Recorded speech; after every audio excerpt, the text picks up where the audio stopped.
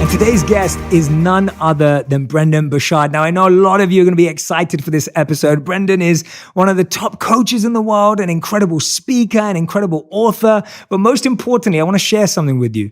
I was just telling him literally 2 seconds ago, when I joined social media in 2014, not as a creator, but as a user, I was always looking for people who are doing good on social media because I wanted to follow people that were empowering. And I could pretty much, on Facebook Memories on this day, you can type it in, I could pretty much find at least one Brendon quote per day that I used to share with whoever used to follow me at that time. And I think my post at that time used to get 2 to 4 likes. So Brendon, I'll take credit for the 2 to 4 people. But honestly, it was just his work was so refreshing to me. And the post that he was writing was so sincere and so genuine. And when I had the opportunity to meet Brendon, I think it was late last year or earlier this year when we had the opportunity to connect, I waited around after a keynote I was giving because I really wanted to meet him because I was just so impressed by what he had done, but more importantly, the way in which he did it. And he's just not disappointed. He's been really kind, really supportive, and someone who's really been there for me in this journey as well. So I want you to open up your minds, but also open up your hearts to a very, very special human being. Brendon, welcome to the show. Thank you for being here. Man, I love it. I mean it, every single word that I've just said. Thank you. And I wanted you to hear it from my mouth. And for this, I'm just going to go for the audio.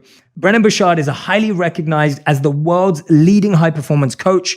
He's a magnificent writer, public speaker, and his books have been on plenty bestseller lists, including the New York Times, Wall Street Journal, and more. He's coached and worked with everyone, ranging from CEOs of massive companies to celebrities. Brendon's personal development trainings have more than 300 million views. Over 2 million students have completed his online courses and video series. Oprah.com named him one of the most successful online trainers in history.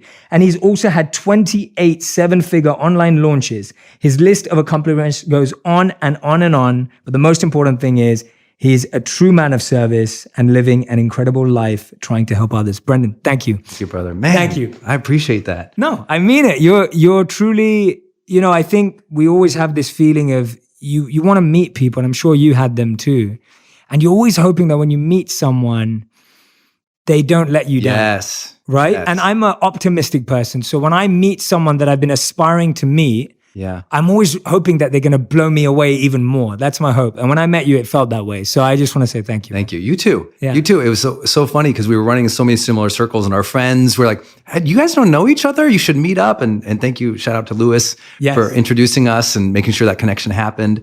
And same thing. I was hoping, I'm like, he's a monk. I hope he's like calm. I hope he's centered. I hope he's got good vibrancy and joy in his heart and his eyes. And you did, even though you and I both were kind of road warrior a little bit that moment. We were. We were out on the road. We were. And that was late at night.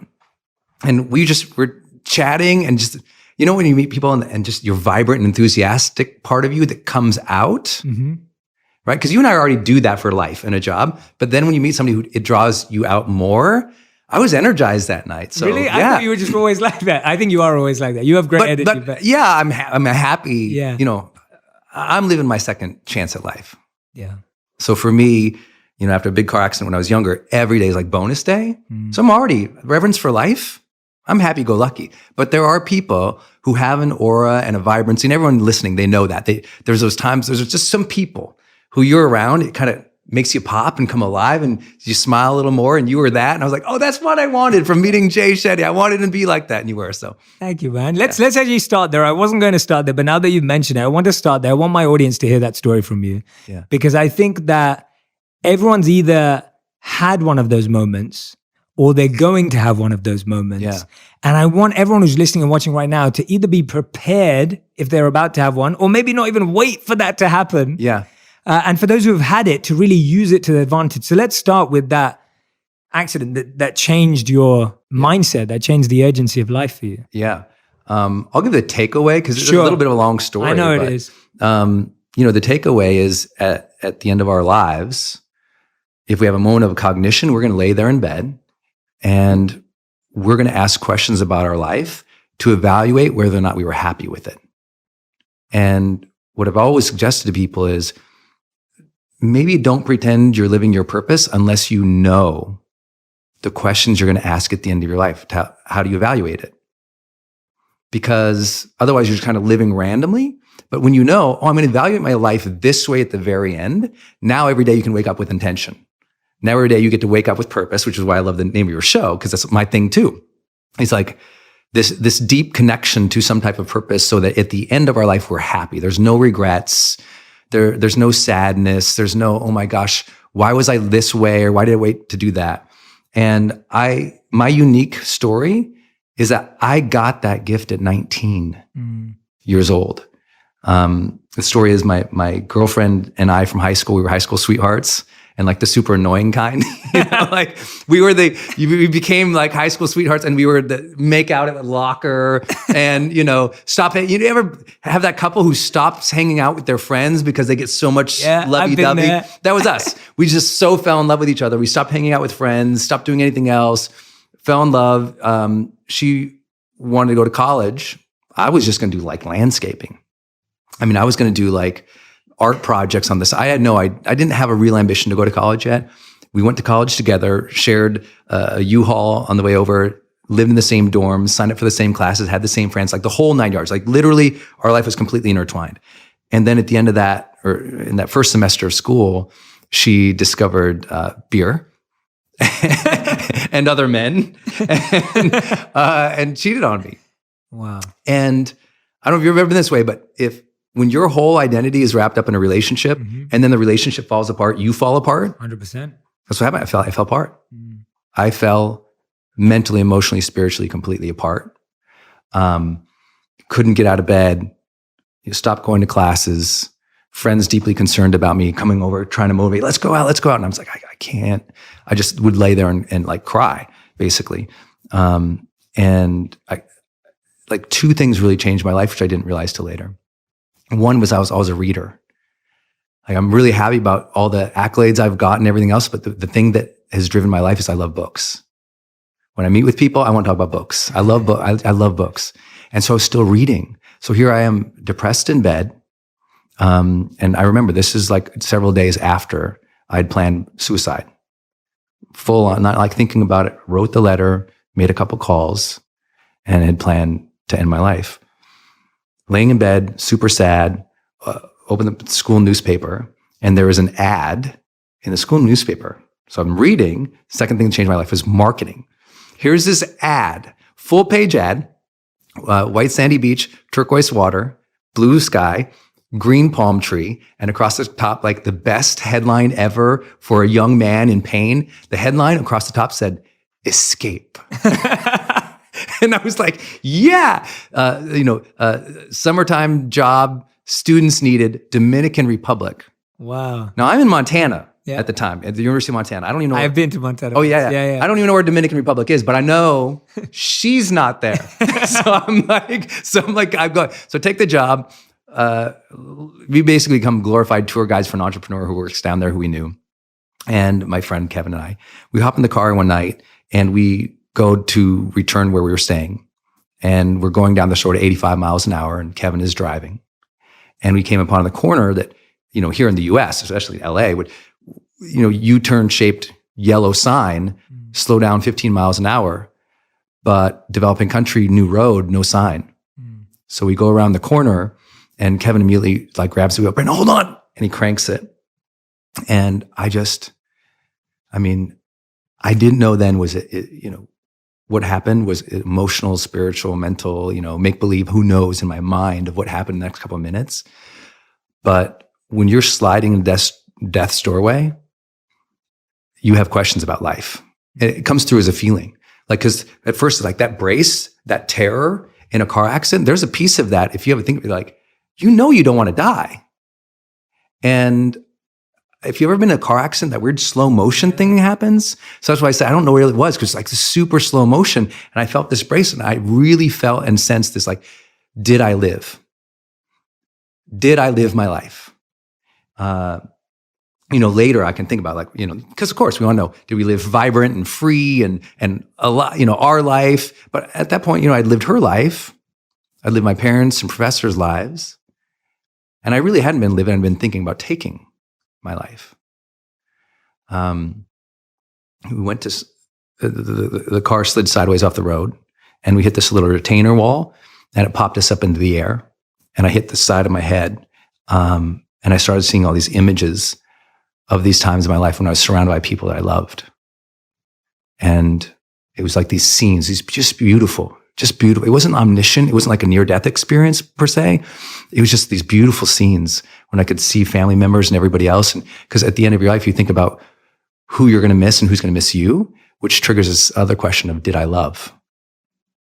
And, you talk about it too. Like, we want to know that we really love fully and completely and free, not from terror or fear or need. I hadn't loved. My heart had been shut down.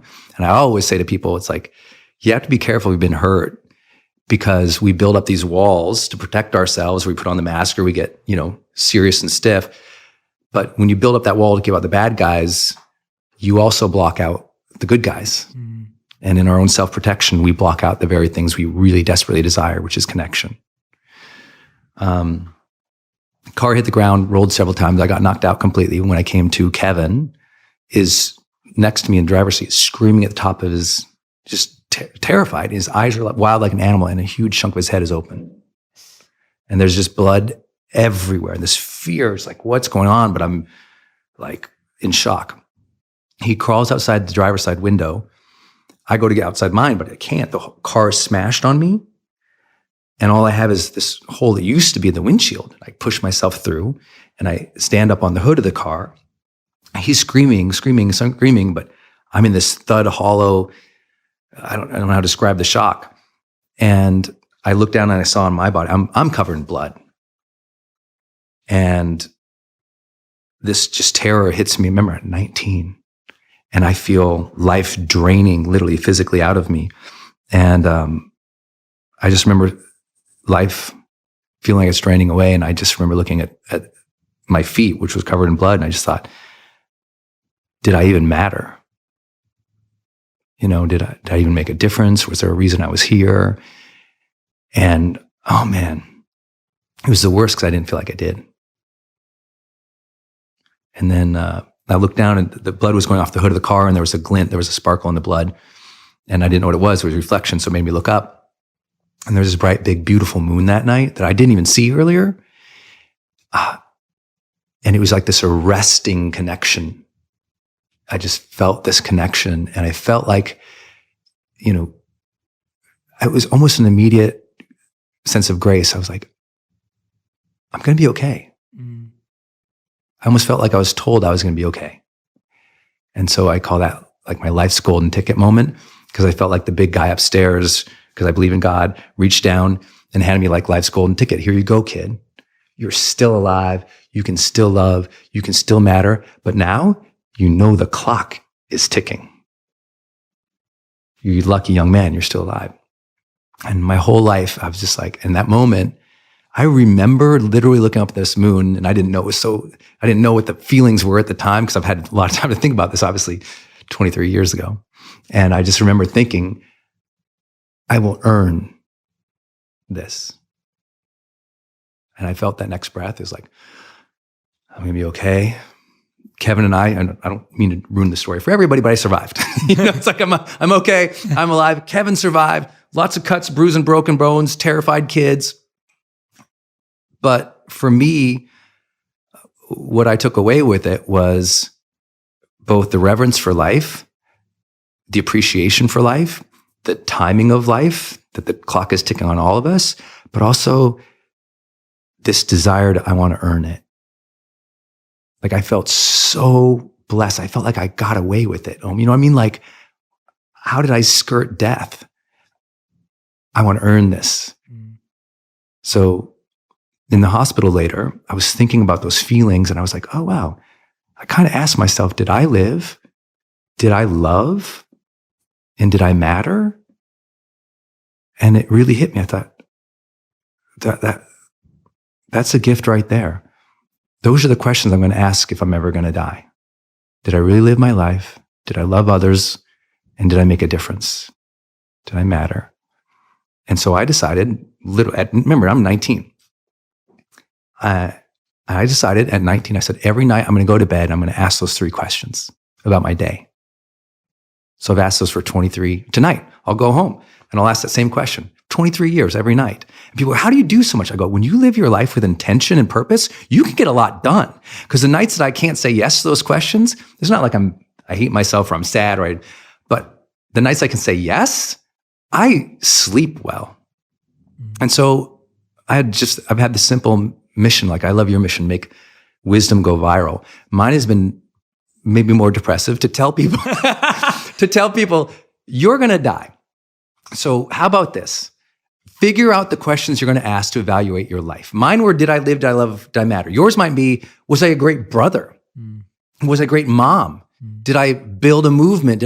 Everyone's going to evaluate it differently. I don't have the answer for anybody. I don't know their purpose, but I say, just think. If you're 90 on the rocking chair, or you're 105 on the rocking chair, or you're 200 in the hospice, however old you are, if you have a moment of cognition, you're evaluating life, how do you know if you lived a good one?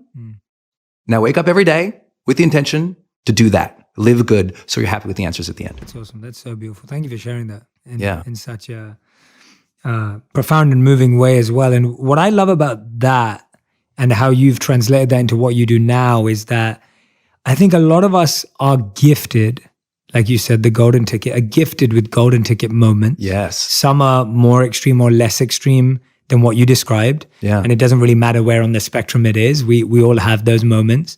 And I think what's fascinating is that so many of us have that glimpse, but then we struggle to translate that glimpse into real transformation. Yes. Or we struggle to translate this emotive, inspiring, deep personal moment into something very practical, very true, active, and tangible. Yeah. And I think anyone who's watched a motivational video or been through a life-changing accident will say they've felt that, where they've had a moment where like, oh, I felt in my body that I was meant to do this, but then the next day I just didn't feel like getting up.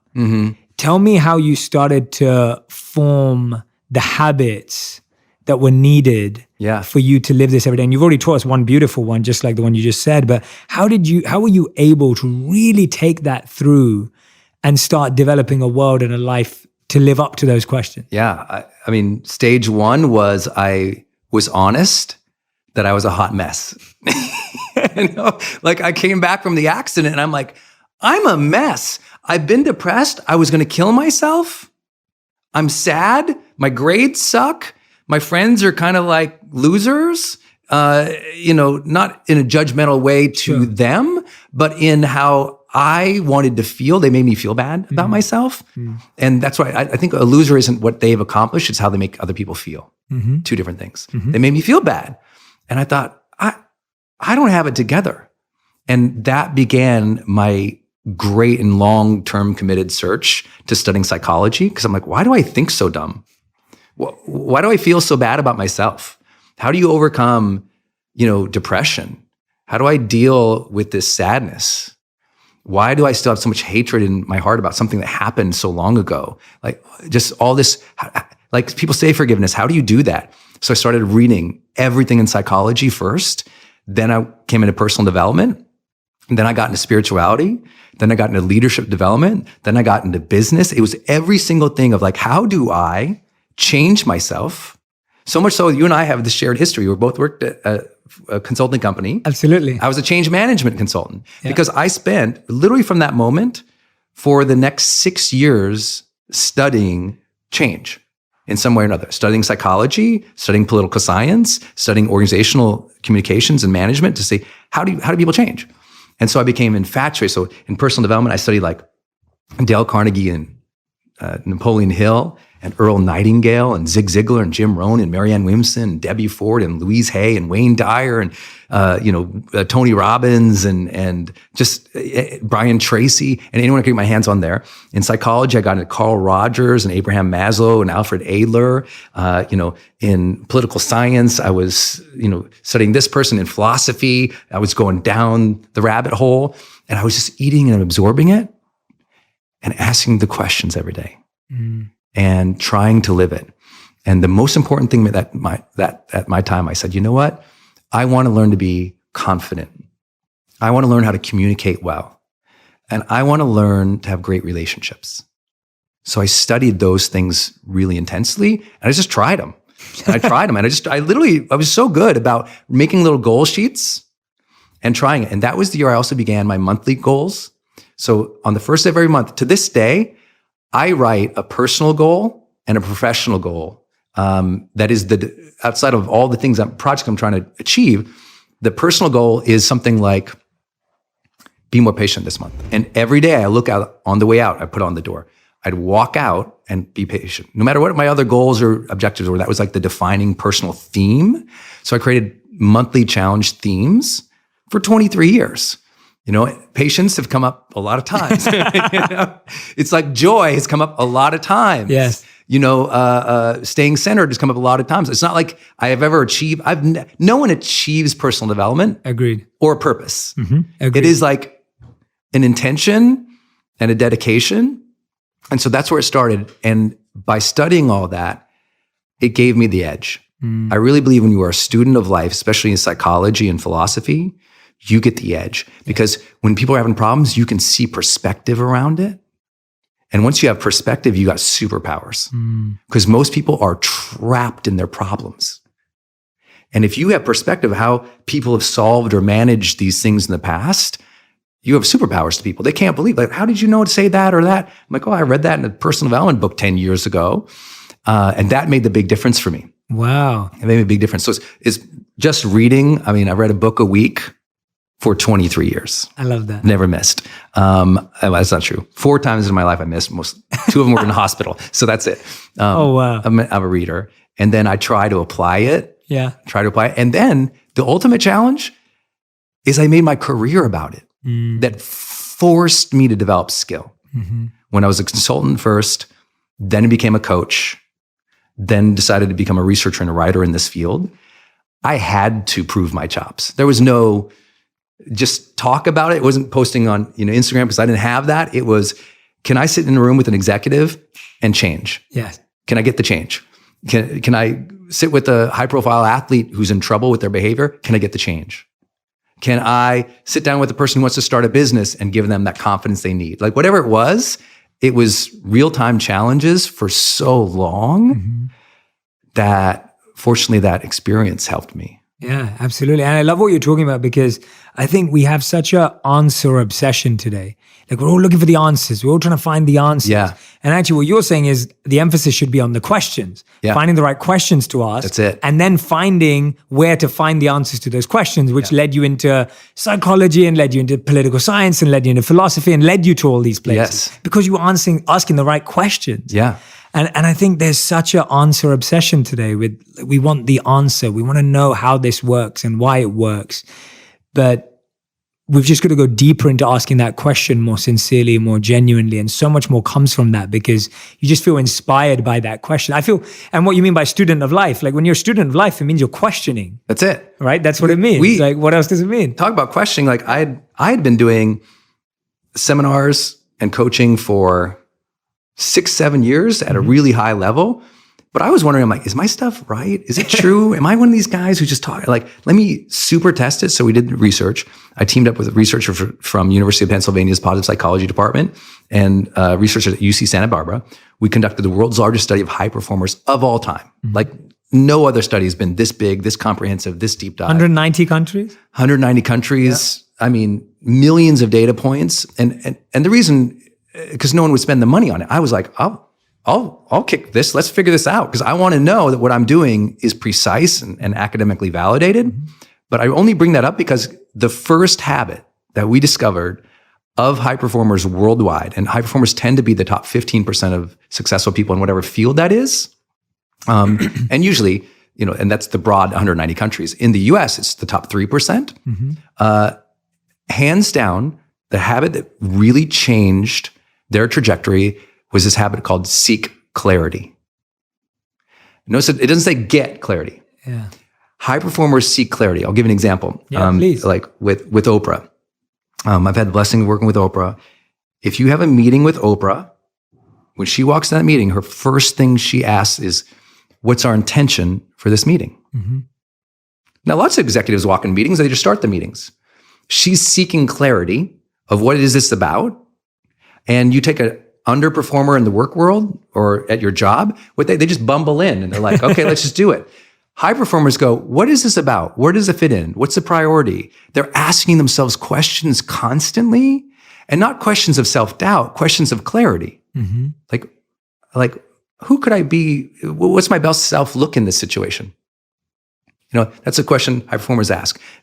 They want to know, how can I be of most service in this situation? A lot of people just go through the motions. High performers seek clarity. They ask the questions, and because they get clarity and seek clarity throughout the process, they get ahead faster. Because a lot of people and they're good, but a lot of people are just brunt force workers. They'll just go and do it. And they'll just apply force and will and hope and fire and hours at something.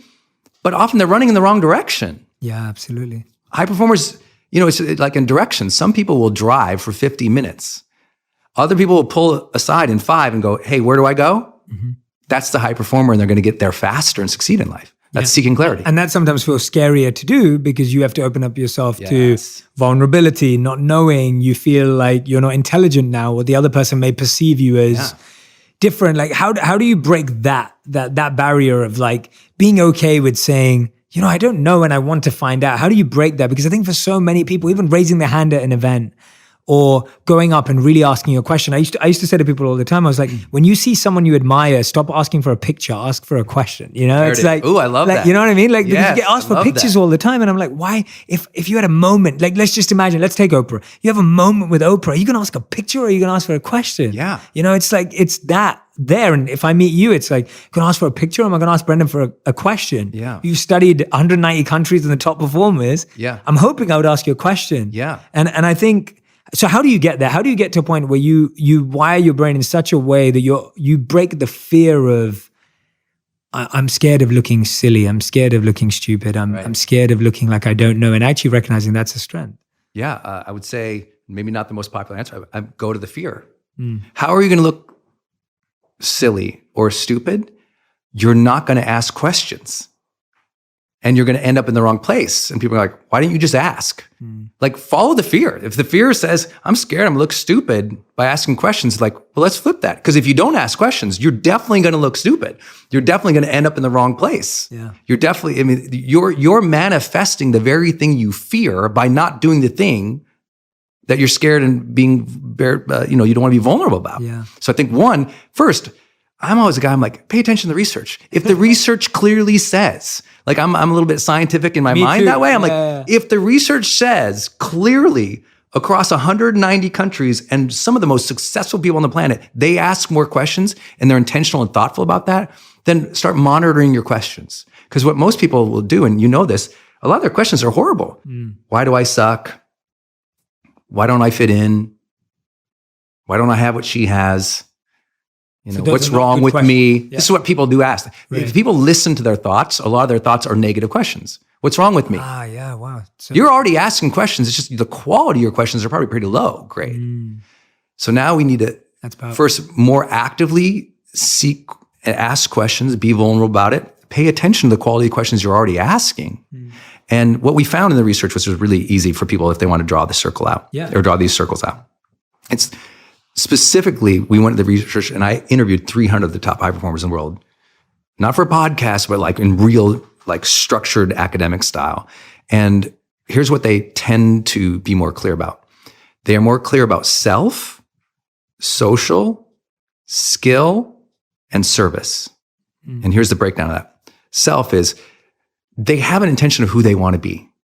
And they're clear about that. Like, if you could describe your ideal self, we did this in the research, it's actually on video, it's interesting. If you ask an underperformer or a high performer on video, could you describe your ideal self? Drop 3 or 4 words to describe your ideal self. High performers, bop, bop, bop. The answers like fall right out of their mouth. Underperformers, like, it's almost like they never thought about it. Yeah. So they didn't have the intention about who they wanted to be. So what I have people do is in their phone, I have them program their alarm to describe their best self in 3 words and make that alarm pop up throughout the day. So you're walking, because you always look at your phone when it buzzes. It buzzes the alarm and it says bold, dynamic, confident. Great. It says that over and over. Or kind, loving, thoughtful, or generous, empathetic, whatever. When that pops up over and over and over, it starts to set the intention in the mind a little bit. That's why people should use affirmations too. On the social side, they were incredibly intentional about how they wanted other people to feel. Yes. You and I just talked about this out there about what I love about you is you want people to feel like they are your friend and you want to feel like a friend to them. That's a social intention. You're clear about that. And you even said when you got clear about that, something changed for you. Mm-hmm. Yeah, massive. It was huge. And I think what I love about what you're sharing right now is this, we always get lost in the confusion of who we are, even at the most basic things. Yes. So what I say to people, like, how many times have you ever stayed up and struggled to find something to watch on Netflix? Now, it sounds like a stupid example, but my point is, I'm guessing a high performer knows exactly what type of movies they like. That's right. They know what type of food they like in the morning for breakfast, lunch, and dinner. And when you ask people, they'll say, oh, no, but I like being spontaneous. And often I think that answer means I don't know, or I don't really think about these things. Yes. And so like, if you ask a high performer, what kind of movies do you like? They'll be able to say, these are my favorite movies. Yeah. I found that when I could have more self-awareness about what movies I like, I had more self-awareness about how I wanted to be in social situations. Yes. And self. Yes. And I think it starts with the small things and the big things. Yeah, right. Everything from what you want to eat for breakfast all the way through to how are you going to serve and impact the world. It's the superpower you have because you meditate, because you journal, you write, you reflect. That reflective process of our lives has gotten kind of stolen away by the distractions. So people don't know. And you could see in video, they're like, they don't know. The other element is skill. So they, like a high performer, you say, what's 2 or 3 skills you're working on in your life right now that you're actively learning or training on? They're like, bop, bop, bop. Underperformers like, I don't know. Like they're almost hoping to get better. And you're like, oh no, you need to decide. These are skills. Like for me, I sucked on video. Sucked. It's hard to believe it now. No, I got my video guy, Travis, here, right here. He can tell you 10 years ago, I was kind of horrible. Really, like, Travis? Yes. Oh, wow. It was a nod, everyone. It was a nod. And I couldn't believe it. It was awful. I mean, even before him, I had you remember flip video cameras? Yeah, no one knows what I'm talking about. Oh, yeah. Okay. No, I remember. The flip video camera, it was like just a stick and it had a button on it. And I was broke living in an apartment at the time and I duct tape it around this box and press the button. And I had my shirt was all open and my hair was like all over. And I was like, I'm Brendon. Because I didn't know how to talk to camera. I didn't know how to be myself yet. Video was really awkward for me. Yeah, absolutely. I like in all the personality tests, believe it or not, I'm half introvert, I'm right down the line between introvert and extrovert. So I need my personal time. So camera was super awkward for me. And I was like, okay, but if I want to change the world, guess what is necessary? Communication skills. I'm going to have to learn that. I wasn't raised in a place, I was raised in Montana, where men didn't really communicate. Except with looks, glances, and fists, So it was like if a guy lifted, it wasn't like we're gesturing right now. Yeah. Where I'm from, if their hand came up, you were getting punched in the face, man. That was it. Oh, wow. So I had to learn emotional intelligence. That's a skill. So communication, emotional intelligence. When I got into our business, I had to learn copywriting. I didn't know what that was. Email marketing. I didn't know that. I had to learn coding. None of that. I knew what it was, but I was always confident. And I think real confidence is your belief in your ability to figure things out. I believe in my ability to figure things out. Give me enough time, energy, resources, study, books, mentors. I will figure out. You want me to go to the moon? I'll figure it out. Even though I have no idea today, I can learn and get mentors. So that's a deep part of my life. High performers have that. They just believe they'll figure things out. That confidence is what ties a lot of their habits and their abilities together. So skill set. Oh, I better learn copywriting and video. So I practice video a bajillion times. I forced myself to do it a bajillion times. And now I have 28 online courses and Travis has been there. I shoot all of them extemp. Literally, I'll do a 2-hour video with the flip chart, 5 words on a page. And I don't need a script or anything. Going from a kid who was like, I couldn't get it out to just flowing, do 4-day seminars by myself for 10 hours a day on stage speaking. Artists lose their voice sometimes singing for 3 hours. I go 10 hours a day for 4 days. I had to learn vocal control. I had no idea how to do that. That was a skill. But that's the important thing. Everyone listening, please write down what are the top skills you would need to master to succeed in your purpose, in your life, in your career. And the last element there was service. Yeah. High performers, they kind of know the service they want to bring to the world. That's why I was like, Jay's going to smash this. Because, you were so humble. You're like, I've only been doing this X amount of time, Brendon. But you already knew you wanted to make wisdom go viral. And you knew what was true to you. You knew the type of purpose you wanted to make. And you're still seeking that out and clarifying like we all are. but high performers know the service they want to give to the world. And they don't know it exactly or perfectly, but they're intentionally moving towards that. And so for those who are like, I don't know if I have clarity, I'm like, okay, get clarity about yourself a little more, about how you want to treat people and be with people, about what you need to develop and how you want to give or serve. And if you focus on that, like every day, every week, you're conscious of those 4 things. One day, you're just so much more confident and clear. Absolutely. Yeah. And what I love about that is just this, sometimes it's just what you're fascinated with right now. That's right. Because I think sometimes we make it too big and we're like, oh, well, what's my big purpose or what's my big service to the world? And it's like, well, what moves you right now? Like, what are you interested in right now? Mine was totally the opposite way. I grew up as a really shy kid. I'm right down the middle of introvert and extrovert too. And my parents forced me to go to public speaking and drama school when I was 14 years old. Oh my God. Because they were scared that I was too shy and I was too much of an introvert and I didn't know how to communicate. So my parents forced me to go from my school. It's an extracurricular activity. I went 3 times a week, 3 hours every week from ages 14 to 18.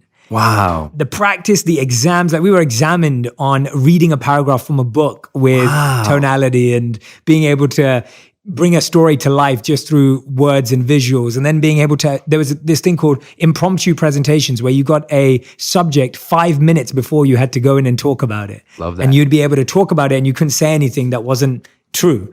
So you had to make sure that it was all factual and whatever you did research in those 5 to 10, 15 minutes was right. And I remember doing that and I get to the end of that and I was like, oh, well, I've got this skill now, but I don't know what to use it for because that's basically what I was like at 18. I was like, oh, so I've learned how to do public speaking. I'm now 4 years into my London Academy of Music, Drama and Arts, and I've got, a gold medal in this. But I was like, what do I do with this? Because I had nothing to talk about. And then when I started studying philosophy from the Eastern perspective of the Vedas and the Bhagavad Gita, I was like, oh, this is what I was meant to learn it for. Wow. Like it almost like I had a skill with no service. Sure. And I don't want, that's what I'm saying, that if you're listening to this right now and you have a skill with no service, don't worry. Or if you have a service with no skill, don't worry. That's right. Just go and find the missing piece of the jigsaw you just gave us. Yes. This 4-piece jigsaw you just gave us. Chances are you probably have one of them. Yeah. And then you can go and build the other 3. But don't worry about having all of them now. Right. And right? I think, I love that. Yeah. I love that. And you followed those interests and developed them or developed skills without even knowing how. So many people want the path to be completely clear now. And you and I were just talking about this. Is like, you have to have faith in the timing of the path.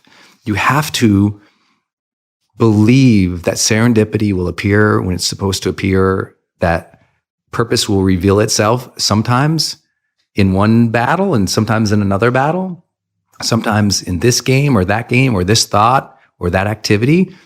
And, I think people stress way too much about getting clarity. And that's why I love the phrase seeking clarity, which came from research. They're actively seeking. It's not like a 60-year-old high performer has everything figured out more than a 30-year-old high performer. By definition, what's making them high performers, they're both still seeking to dial it in.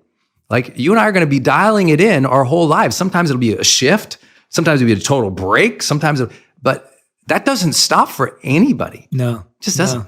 Yeah, I love that. I love that differentiation between getting and seeking clarity. The other thing that fascinates me that you've written about high performers is this strive for perfection, where high performers can often be hard on themselves. Yes. And I'd love to hear your perspective on this. It's this difference between the pressure that we place on ourselves versus complacency. Yeah. Because I think right now we're hearing a bit of both out there on social media and everywhere. And a lot of people are confused. It's like, do I really go hard on myself? And am I really disciplined? And am I really harsh to myself? Or actually, do I just let it go and just let it flow and let it happen? And, I want to hear what your research on the high performers said when it came to perfection versus progress. Yeah. There's no question they're more into progress than perfection. There's no question. There's like zero question that they are working on the things that move the needle in their life. So they're focused on the things that matter most. So they're good at wheeling out distractions. But what I always tell people is like, if you think you're a perfectionist, you're probably lying.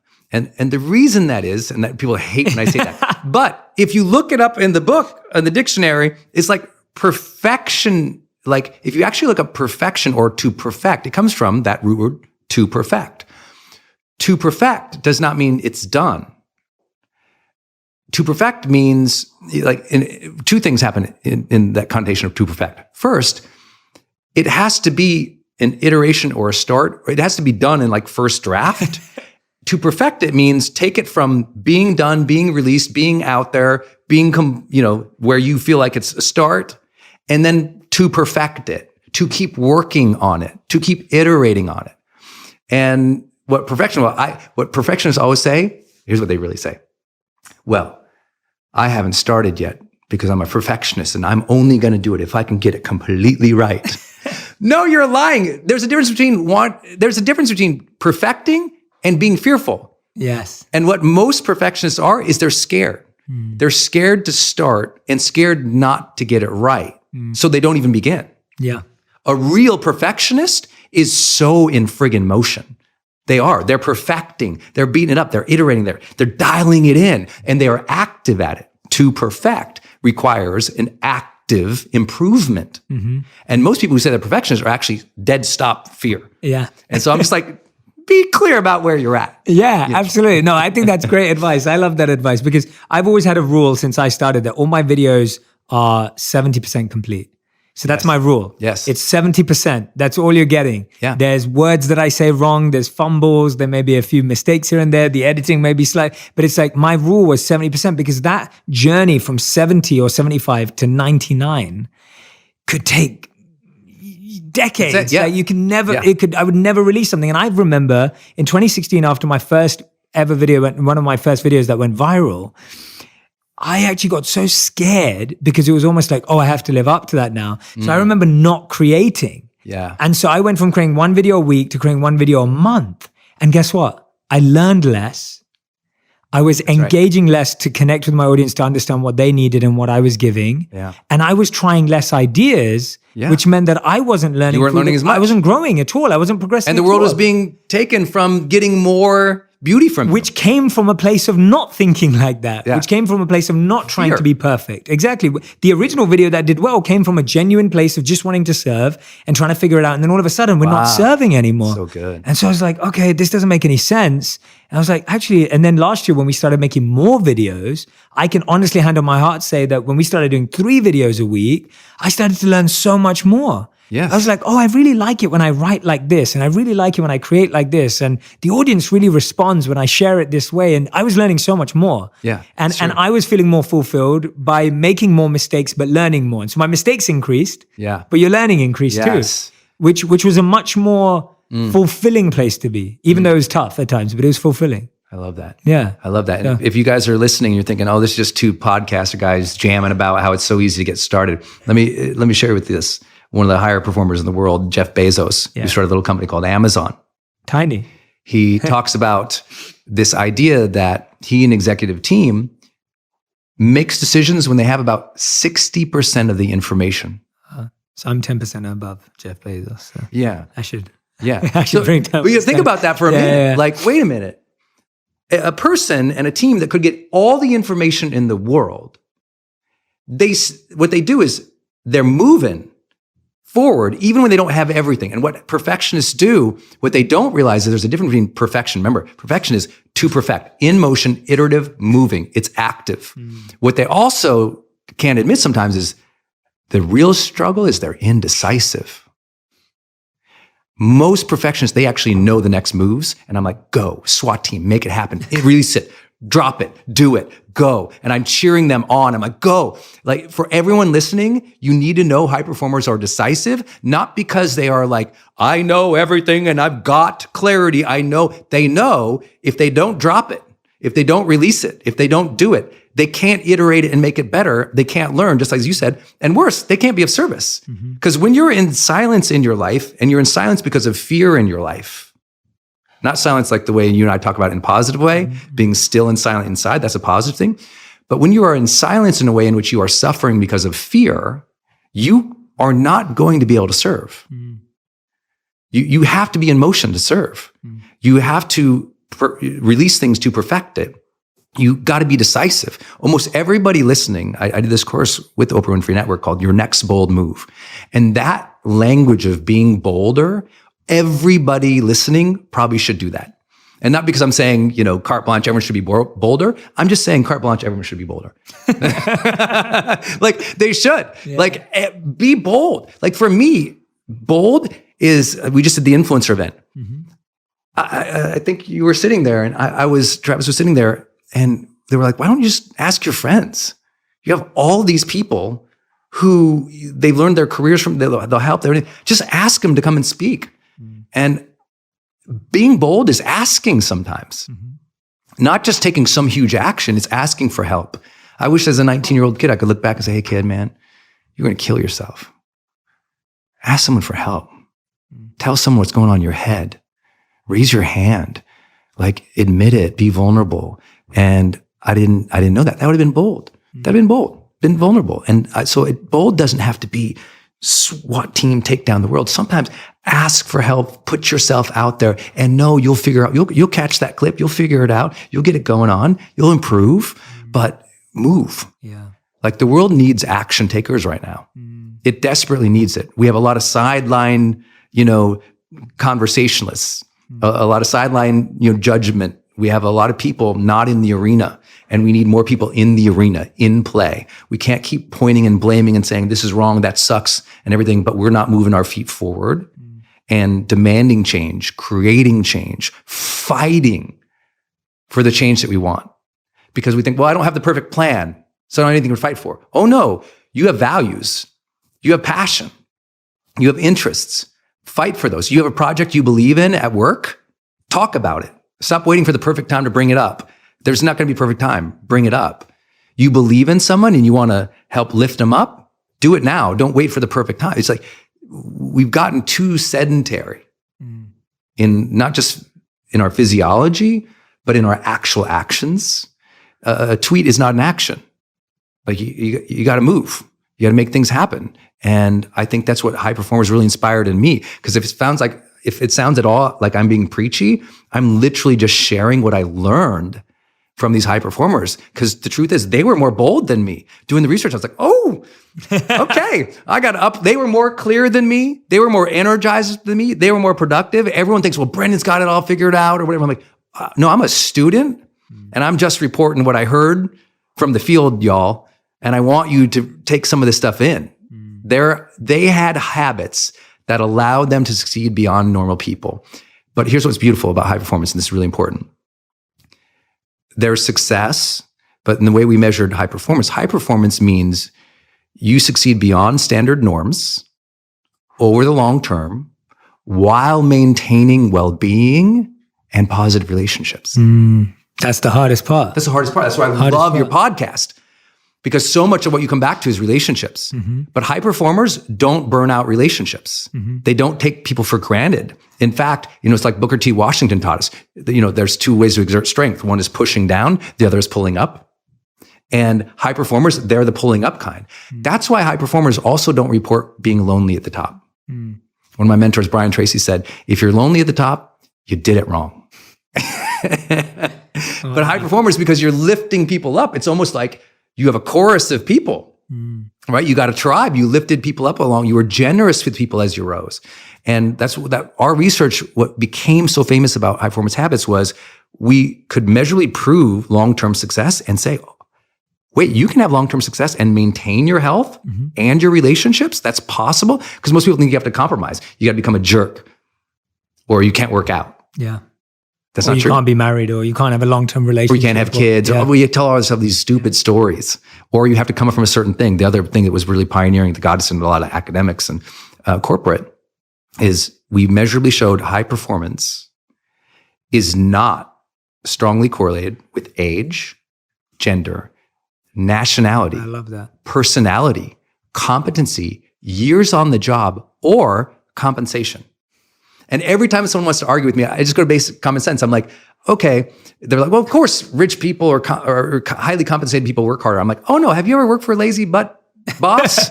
They were getting paid more, but they were lazy? Yeah. Like payment doesn't mean high performance. No, 100%. Either more does age.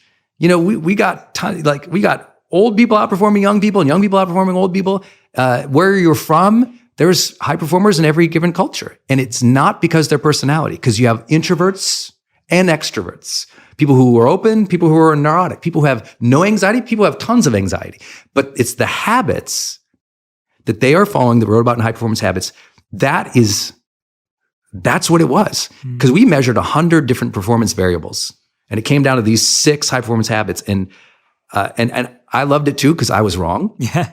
About, like, if you ask me what I thought that I was going to ask you. Oh my God. I was literally just about to ask you. Oh, you were? Like, what was one that surprised you? I was literally just about to ask you that. That's crazy. One of them that didn't make, or like something that, tell me about the one that surprised something, you. Like, well, because me personally, I identify as an author, speaker, coach, creator, online trainer, thought leader, hopefully social media guy, whatever, creator. Creativity was not in the top 6. Wasn't. No. Yeah. And it floored me, because that's me. But I interviewed this guy. He was a chief technology officer for, a Fortune 10 company. He's got tens of thousands of employees. And he said, well, Brendon, I'm not particularly creative. I don't think my team is particularly creative, but we are incredibly intentional and disciplined. And we are incredibly collaborative. And those things, which for him was his style of productivity, made him a high performer, even though they really weren't that creative. But so for those who don't feel like that's really important, because in this modern social media world, if you don't identify as a creative person, which a lot of people do not, they don't feel like they have that gift, even though they do. That's okay. And what's interesting about the research, it doesn't say creativity is not important. It says that these 6 habits and high performance habits are more important. Because in research, you do correlations. And so it's like clarity, energy, necessity, productivity, influence, and courage are all just more important in this particular research than some of these other things. And these are all things anyone can have. That's what anybody can do. That's what's so amazing about the research. That's what. Yes, I'm hearing those and I'm going, there's no excuses. Basically, your research tells us there's no excuses. Yeah, for the dorks who are listening, like me, the geeks and the data hound, the way that you do that is all the 100 performance variables that we codified, and we also took from academic research and my own experience in training people for a decade, was we put it through a filter. Are these habits something that are observable, learnable, malleable, which means you can change it, improve it, and can happen across domains? So, I mean, the CEO can do it, but so can the person at the front desk. Yeah. So can the mom at home. So can the student. So can the athlete. Meaning that's how we had to identify them. Otherwise, what they were that person's personality, or it was, that person had a natural strength or skill there. But also for those who are interesting and you're so worried about your strengths, because a lot of people listening, like me maybe, when the whole strengths movement started, I was like, I'm screwed. I ain't got none. The good news is high performers don't report working on their strengths any more than underperformers or anybody else. Because high performers less often ask, what am I good at? What are my unique strengths? Then they tend to ask, what is needed here? And how can I be of service? So for example, if I had said, is my strength video? I would have never done video. Mm-hmm. Instead I said, how do I be of service to more people? I'm going to have to reach more people. I have to use video. Same. Yeah. Right? So people don't get trapped in thinking if you don't have a strength right now, that A, you can't develop it, and B, that's necessary. We need less people kind of gazing at their navels and being like, what am I like? And I love the self-awareness and the deep introspection, but we also need people who just show up and provide service, even if they're not comfortable with that, even if they're not good at that. Like most of the things that we do, we weren't good at, but we said, oh, that would help me be of more service. Let me do it. Let me figure it out. Yeah. There's a difference between inexperience and weakness. Like, There's a difference, right? Like totally. you've just not really, you've not really explored something. It's just inexperience. That's right. Right? If you never started a podcast, like I didn't know how to interview before I did my first ever podcast. Like you just don't know, right? You don't practice interviews at home, or your parents never interviewed you, and you do your first interview and you're like, oh, okay, I like that. I learned that. I got that wrong. We maybe should have put the mic closer to him, and maybe the camera was in the wrong angle, and then you change it, right? And I think you're spot on that do not accept inexperience for weakness. Do not just sit there and go, I don't have that as a natural gift. Yes. And this is one of the reasons why I'm going into a soccer analogy here, sorry, but it was why I admire so many, a player named Cristiano Ronaldo, a great soccer player, because he's worked on things. And often people say to him, oh, it's not God-given for him, or it's not a gift he was given. But it's like, for me, that's what makes it more incredible. It's that he's worked on every single part of his game to become this complete player. That's it. And to demonstrate that the work ethic and not just the work ethic, but the seeking clarity and that. Tell me about the energy piece. I'm fascinated by that because I feel like I want to hear the definition of energy that you explored. Yep. And also just how people were able to bring energy even when they didn't feel like it too, because that seems like a big thing for a high performer to be able to do, is bring it when they don't feel like it. I'm so glad I did this because energy to me is just like a feeling or a sense, but in the research, we had to codify 3 separate kinds of energy. One is mental energy, which is straight up your mental focus and stamina to do activities, right? Without just like tuning off, right? Because that's hard. I'm sure some people have started writing a paper and you got to page 1.5 and your brain went somewhere else. Totally. You were just tired. The other one is emotional energy, which is the quality of positive versus negative emotion. And the last one was a spiritual energy, a sensation that they were in flow or not. And what we found out is high performers have incredibly intentional habits to protect that energy. When we were on tour for Oprah, when Oprah was on tour, she tells this great story about how she was so moved by someone who was on her show who went into a green room and was telling Oprah the story of, she saw this sign that said, please be responsible for the energy you bring into this space. And I'm always saying, please be responsible for the energy you project into the world. High performers are so critically aware of what their energy is they're feeling and how they're treating other people. It's profound. And the way that they do that is they have a lot of habits that protect their well-being. So they're truly seeking to optimize health. They care about nutrition. The world's largest study on productivity that's ever been done found out that on average, the world's most productive 1% of people take a break every 52 minutes. Every 52 minutes, they take a break. Now, if you ask them, did you need the break? They're like, no. They could power through all day. They have the mental energy and stamina they could go, but they take the break like a pit stop, like in NASCAR, right? The cars actually don't need to stop right then. They stop to change things out and optimize things so they can keep going faster. We have to do that in our own lives. So some of them, that's meditation. One that's incredibly important for everybody here, especially in the United States. Right now in the United States of America, 72% of Americans are overweight or obese. And that has incredible health repercussions. That is, you're sicker longer, you die earlier, you report less happiness throughout the majority of your life. You pass some of that behavior on to children. Like, it's a very big deal. And it's not a judgment of a body shaming thing. It is your quality of life in every measurable way that they have in science shows it's not as good. And we want you to feel okay. Well, high performers, they work out 5 times per week, 40% more likely than an underperformer. Now, that workout might be literally like you take a 45-minute walk after dinner. Sure. It doesn't mean you're climbing and running the mountain. It doesn't mean you have to have a six pack or anything. You move every day. And so they're protecting that.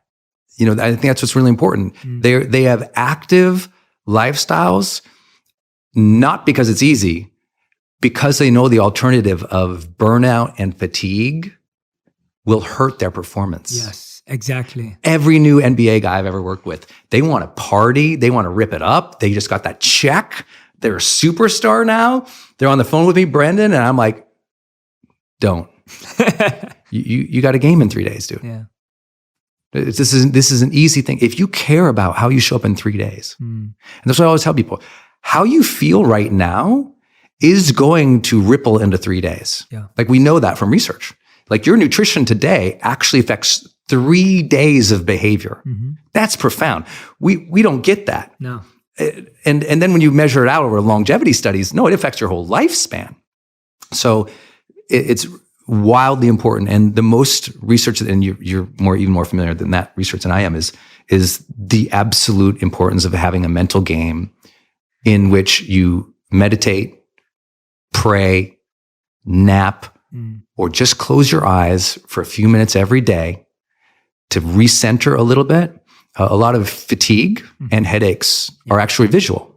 And so what I tell people to do, and what we teach in our seminars, High Performance Academy, is I teach the audience all these things to do at the 52-minute mark. One of them, stand up from your desk, or stand up no matter where you're at every 52 minutes. Even if you're driving, pull over every 52 minutes. And what I tell people, stand in place, bounce in place, not jumping up and down, just kind of bouncing lightly from the knees.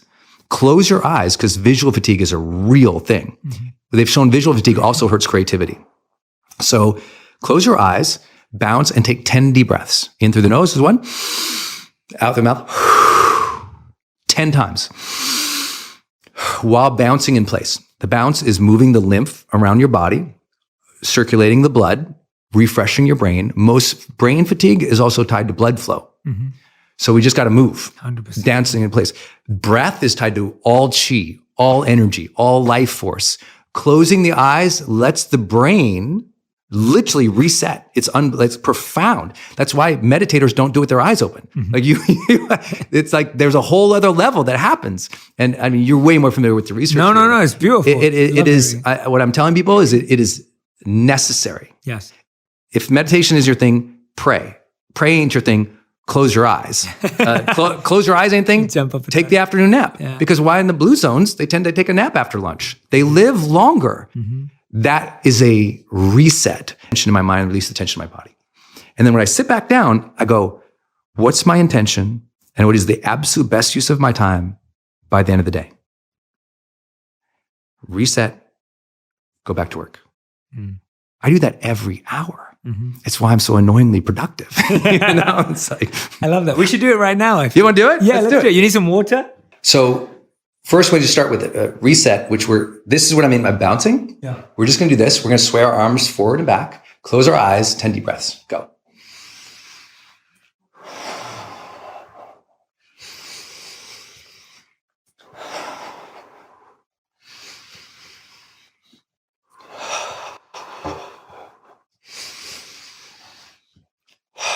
Notice his breath is getting longer because that's what happens.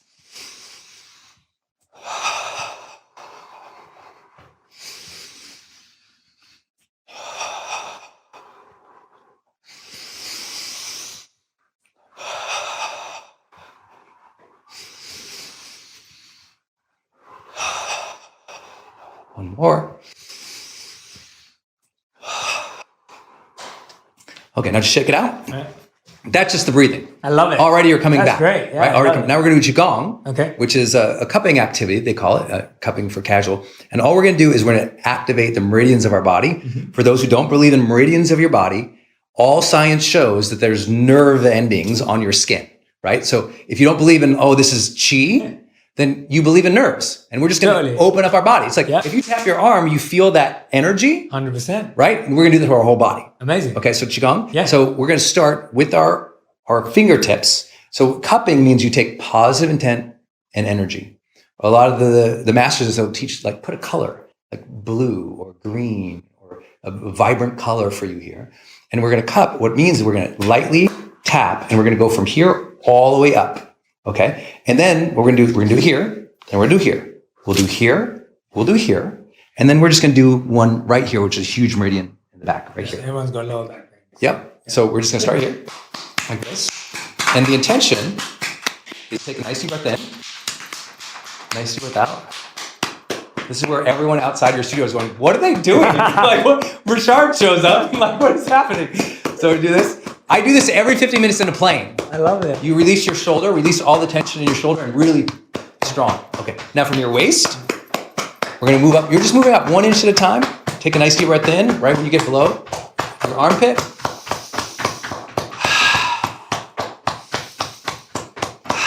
Next hand, we're going up. And just breathing. Just putting energy, positivity, joy into your arms. Most people have really strong, so drop your shoulder. Most people carry so much tension in their shoulders, this releases the tension in their shoulder right here. Now we're going to bend slightly at the waist and right on your lower back. And you're going to take 5 breaths here.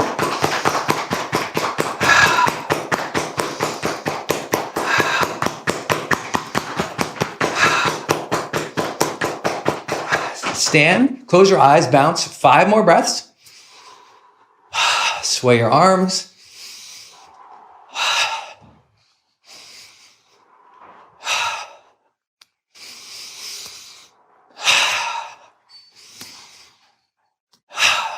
Open your eyes, jump in place. I feel great. And now just release. I feel great. That was awesome. And you're alive. That's amazing. We can show in brain scans that it decreases blood flow. You decrease blood flow, you decrease oxygenation, which your body and your brain needs for activity. Like your mitochondria, everything in your body counts on, do we get some blood flow? Are we like, and so what people don't know is their brain is off half the day. And they think because they're tired. And breath 100%. Is the way back in. Yeah. This activation, which people are like, think is so weird. It's like, oh no, just like, if you're like, if you're watching this and you didn't try it or you're listening, like literally just tap your forearm 5 times and you're like, and then notice the energy. You're like, absolutely. Oh, the energy just changed right there. Yeah. Like it really changed. Well, when you do that, your whole body, Qigong actually goes ankle up, ankle around here, and the whole body. And then they'll also often put tapping in. Yes. And all of a sudden you're like, that is amazing. Now I'm going to bang out like 10 chapters in my book. Yeah. Now I'm going to finish the presentation. Now I feel good to call my coaching client. Yeah. Because sometimes I'm extremely lucky to coach some of the top performers in the world in athletics and business. Right before I came over here, I had the blessing of coaching a billionaire, literally on the way over after this meeting this morning. And what I have found is if you want to be a high performer, you got to learn to turn yourself on. Right? Don't take that weird, but no. You have to, how do you turn your brain on? How do you turn your spirit on? How do you turn your heart on? Like you've had that too, where you all of a sudden you got to sit down. You had a long day. We both had long days before we did this. If you can't turn your heart, your mind, your spirit, your body on, there is no chance for you to sustain long-term performance. 100%. I love that. That was amazing. Is that cool? I love that. That was awesome. No, the reason why I love it so much is because what you just said about turning yourself on, so it's like when you're living so for me, it was when I spent my time as a monk, I focused so much on the mind and we really pushed our bodies to extreme lengths. And then when I came back and I was having to live in this body, I was like, I want to serve, and that's why I want to take care of my body and mind. Yes. Right? Like that became the intention. I was like, I'm going to have incredible habits for what I eat and how much I work out and what I do with my body because I want to serve for the rest of my life. There it is. I don't want to die early because I was neglectful. I don't want to die early because I was neglectful and not caring and complacent because I felt I was still 22 when you still feel all of this you can naturally. have the pizza and the beer. And and so the soul is motivated by service. Like the soul gets energy from service, but the body needs activity like this, movement. Yep. To feel energized, right? Every measurable outcome in your life improves with more quality of exercise. Yeah. And I always tell people, even at a spiritual level, I ask people, would you go to the house next door and spray paint it and break all the windows and throw a bunch of garbage in it? And yet, you're so willing to vandalize the temple that God has given to house your soul. Yeah. That's your house. So if you wouldn't go vandalize your neighbor's house, why are you vandalizing your house? Yeah. Your gift. It's very important, garbage in, garbage out. Pay attention. And I'm not here to say everyone has to, eat perfectly and work out 1,000,000%. I'm here to share the research that is unequivocal. Yeah. Mental health and exercise and protecting both of those. Diet, nutrition, meditation, all of these things, sleep, all of these impact how good of a job you do tomorrow, how long you live, how good you feel. And I'm like, everyone wants to be happy. So that's what I was happy about. I was so happy that made it into the research that like generate energy. Yeah. That's the chapter, generating energy. How do high performers generate energy and sustain it? And all these things we talk about in our industry, it came up in the research. And I was like, yes, I'm so happy about that. Yeah. It's amazing. I love it. And again, it's accessible to anyone. Yeah. We didn't pay for gym membership just now. Right. We didn't have to have fancy clothes on for the gym membership. I feel great. I'm ready for round 2 podcast. Literally. I'm fired up. I feel like and I'm not saying this just for the cameras. Like I mean this. I actually feel how I felt when we first started.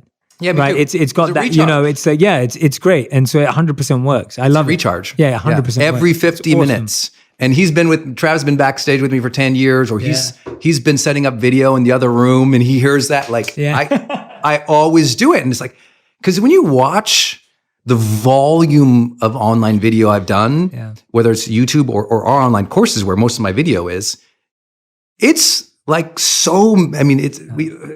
literally, I don't even know how many hundreds of hours are there. And he's never seen me in the middle of a video like, because of these practices. It wasn't natural to me. Because listen, Netflix and chill, let's go, brother. I can chill like the best of them. I got no problem. But I want to make an impact. I want to help people. You know what the worst thing is when you're trying to help someone and your mind is kind of blinking out? Yeah. Because you didn't take care of yourself. You didn't eat good. Yeah. You didn't care about your sleep. I work with athletes, high performers, business people who they regret those moments and those days where they allowed themselves to burn out or they didn't care for themselves, because it shows up on the scoreboard. It shows up in your bank account, but mostly it shows up in how you treat people. I always tell people, if you won't take care of yourself for yourself, take care of yourself so you're less rude to other people. Yeah. Because guess what? When you're tired, science shows you're more irritable. You're more short and you're faster to conflict. Tolerance is low. Right? 100%. And so it's like, if you want to take care of yourself for yourself, do it for the poor people around you who probably get some of that irritability. I love it. Brendon, you're amazing. This was so...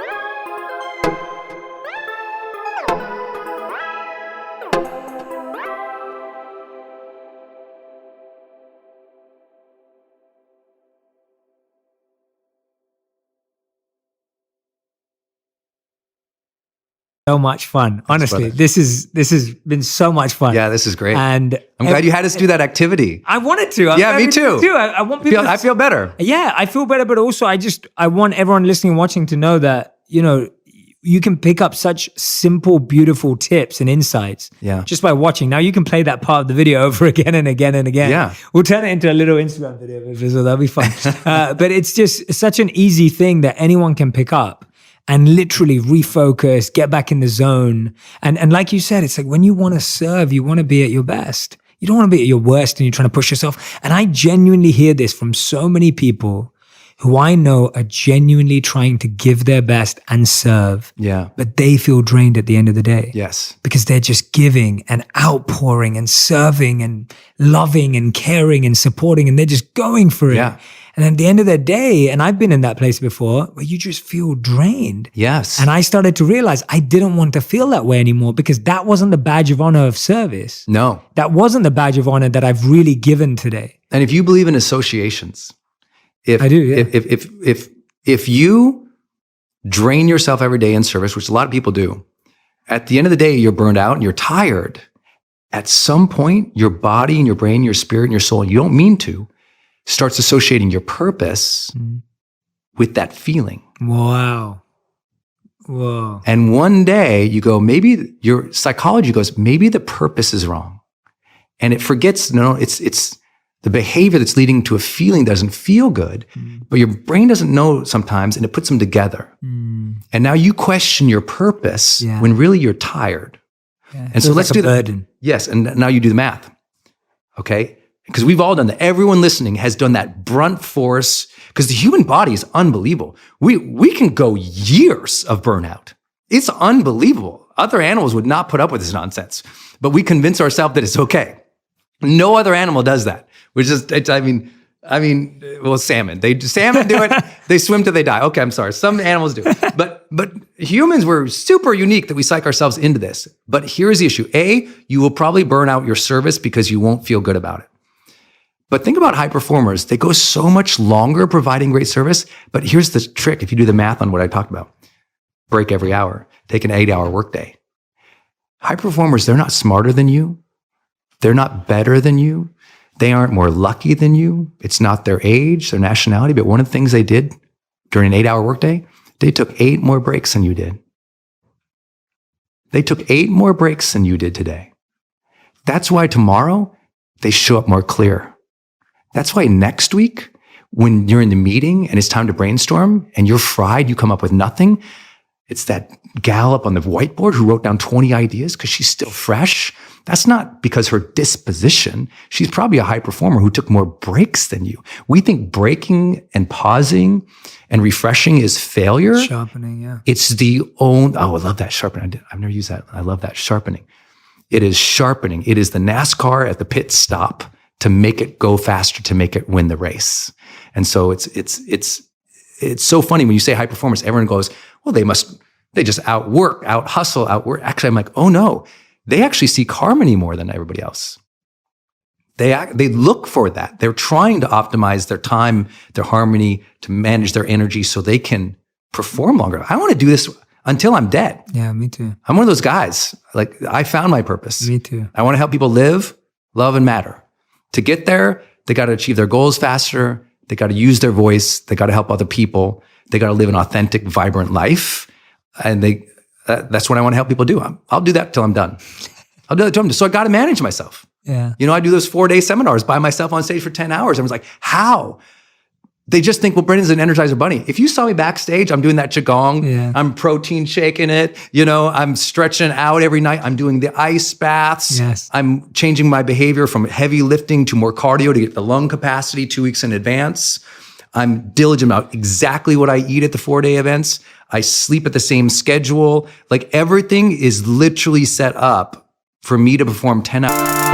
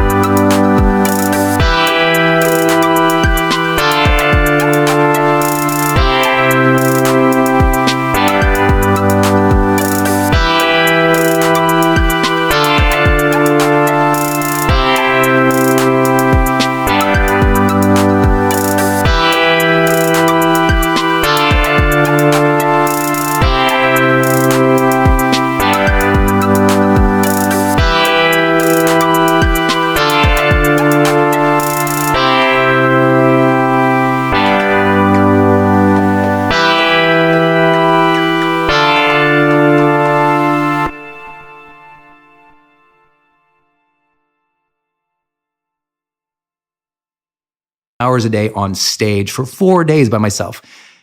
That's not luck. That is because I care. I love it.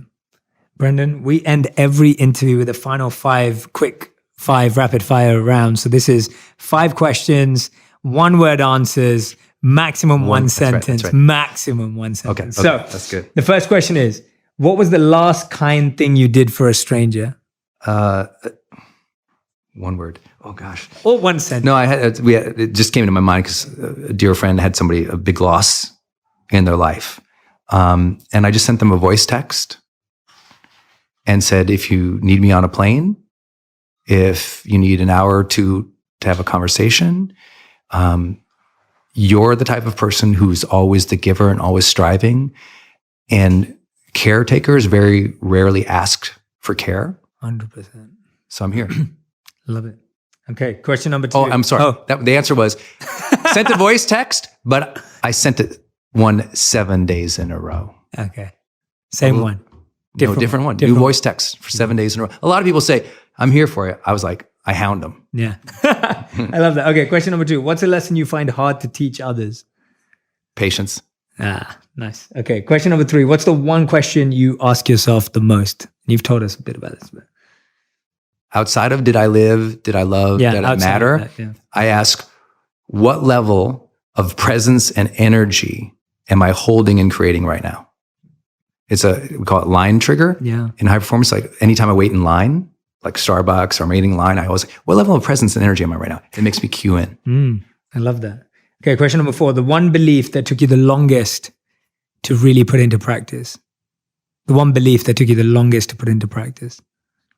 Trust in others. Wow, powerful. We'll have to unpack that next time. Yeah. Question, final 5. Your 5th one is, and I kind of know the answer to this, but I'm going to ask you anyway because you can change it up. Is how do you know if you've lived a good life? The answer is to did I live, did I love, did I matter? I know, I love that. But most importantly, did I earn this? You know, did I earn that second chance? That's a big one. Love it. Yeah. Brendon Burchard, everyone. You're the man. You're amazing, Brendon. This is amazing. It's been an honor. You're awesome. Thank you, brother. You are so incredible. I can't wait to have you back on. I can't wait. Yeah, you got to come back and do a part 2 and a part 3. Anytime. And invite me. If the audience asks, I'm here. We need to do this again. I would love to, man. This was so fun. We have so much to unpack. We have so much in common. So much more. I love your purpose and your mission. Thank you. And how you are learning and adjusting and giving and serving. And I wish anyone listening, I wish you knew how hard this guy works for you. Thank you, man. It's just the beginning. It's, that's how I feel every day. It's just the beginning. Like start from scratch again. I still feel the same every single day. Look, we're just getting warmed up. Yeah, absolutely, man. Because her disposition, she's probably a high performer who took more breaks than you. We think breaking and pausing and refreshing is failure. Sharpening, yeah. It's I love that sharpening. I've never used that. I love that sharpening. It is sharpening. It is the NASCAR at the pit stop to make it go faster, to make it win the race. And so it's so funny when you say high performance, everyone goes, well, they just out hustle. Actually, I'm like, oh no, they actually seek harmony more than everybody else.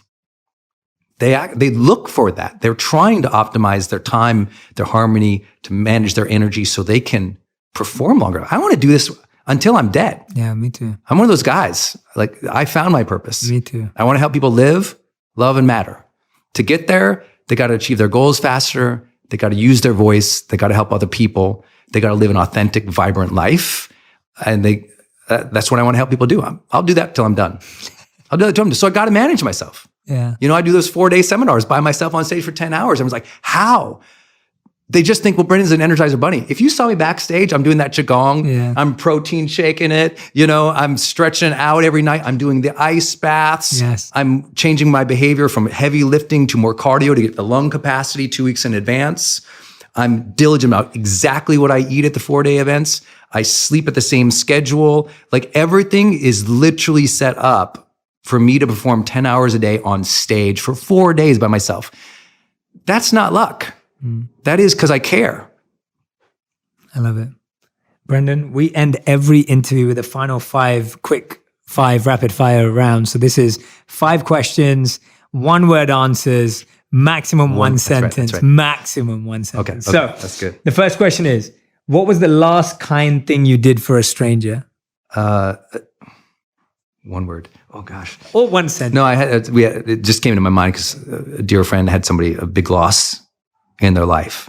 And I just sent them a voice text and said, if you need me on a plane, if you need an hour or 2 to have a conversation, you're the type of person who's always the giver and always striving.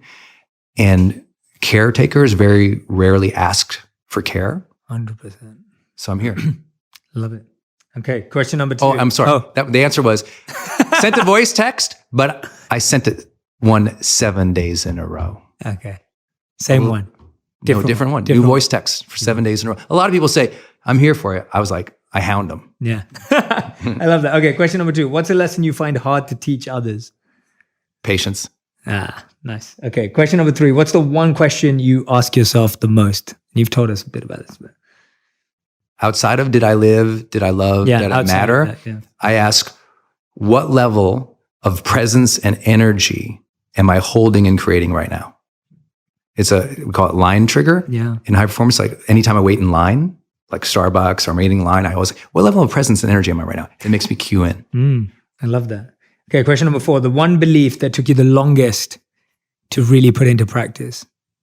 The one belief that took you the longest to put into practice? Trust in others. Wow. Powerful. We'll have to unpack that next time. Yeah. Question, final 5. Your 5th one is, and I kind of know the answer to this, but I'm going to ask you anyway because you can change it up. Is how do you know if you've lived a good life? The answer is to did I live, did I love, did I matter? I know, I love that. But most importantly, did I earn this? You know, did I earn that second chance? That's a big one. Love it. Yeah. Brendon Burchard, everyone. You're the man. You're amazing, Brendon. This is amazing. It's been an honor. You're awesome. Thank you, brother. You are so incredible. I can't wait to have you back on. I can't wait. Yeah, you got to come back and do a part 2 and a part 3. Anytime. And invite me. If the audience asks, I'm here. We need to do this again. I would love to, man. This was so fun. We have so much to unpack. We have so much in common. So much more. So much. I love your purpose and your mission. Thank you. And how you are learning and adjusting and giving and serving. And I wish anyone listening, I wish you knew how hard this guy works for you. Thank you, man. It's just the beginning.